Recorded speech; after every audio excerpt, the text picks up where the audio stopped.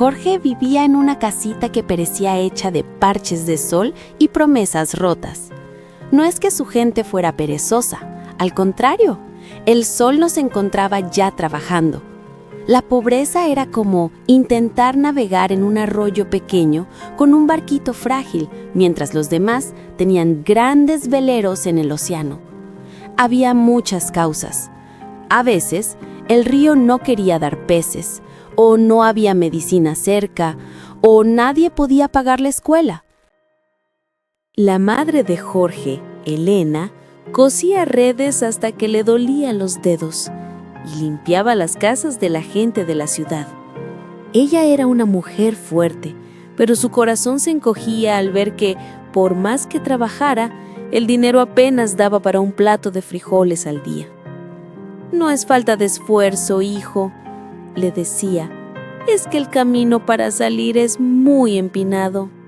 Una noche, el miedo se coló en su pequeña casa. Elena se enfermó con una fiebre terrible.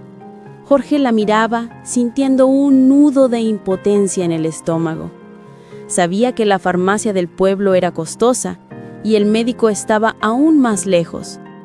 Esta era la parte más dura de la pobreza. No se trataba solo de no tener cosas, sino de la constante amenaza de perder lo más importante. Jorge, con apenas 11 años, salió al mercado a vender las pocas artesanías que había hecho. Pasaba horas bajo el sol, con la esperanza de ganar lo suficiente para un simple antibiótico. Pero la gente regateaba y al final la pequeña bolsa de monedas se sentía ridículamente ligera. Se sintió pequeño, atrapado entre las paredes invisibles de su destino. Los años pasaron. Jorge se convirtió en un joven fuerte y trabajador. Cargaba sacos en el puerto y reparaba techos, pero la pobreza era como una sombra que crecía con él. Una y otra vez, cuando parecía estar a punto de escapar, una mala cosecha o un nuevo gasto inesperado lo tiraban de nuevo al suelo. Se preguntaba, ¿qué más puedo hacer? Una tarde, bajo la sombra de un viejo árbol de mangos, Jorge se derrumbó.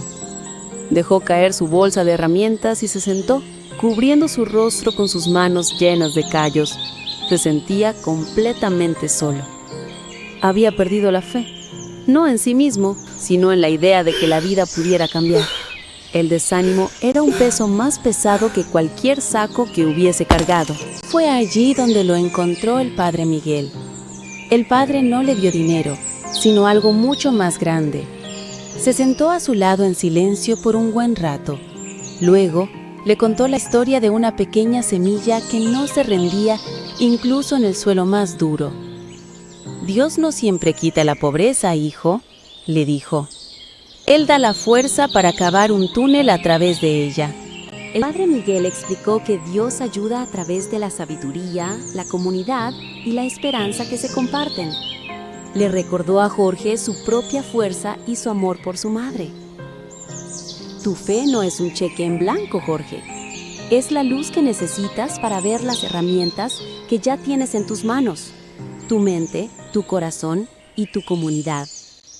Inspirado, Jorge no solo volvió a trabajar, sino que empezó a enseñar. Vio que, si se unían, la comunidad podría ser su propio velero. Empezó a compartir lo poco que sabía. ¿Cómo calcular mejor las ganancias? ¿Cómo crear objetos más fuertes? Él usaba su fuerza física y su nueva fe para construir un puente para los más pequeños. La casita de parches no se convirtió de la noche a la mañana en un palacio. La pobreza todavía existía, pero en la vida de Jorge, algo fundamental había cambiado. Había encontrado propósito y comunidad. Su fe le había dado la fuerza no para evitar la tormenta, sino para construir un faro. Y el futuro, que antes era una sombra, ahora era tan vívido y profesional como el sol que iluminaba su rostro al despertar.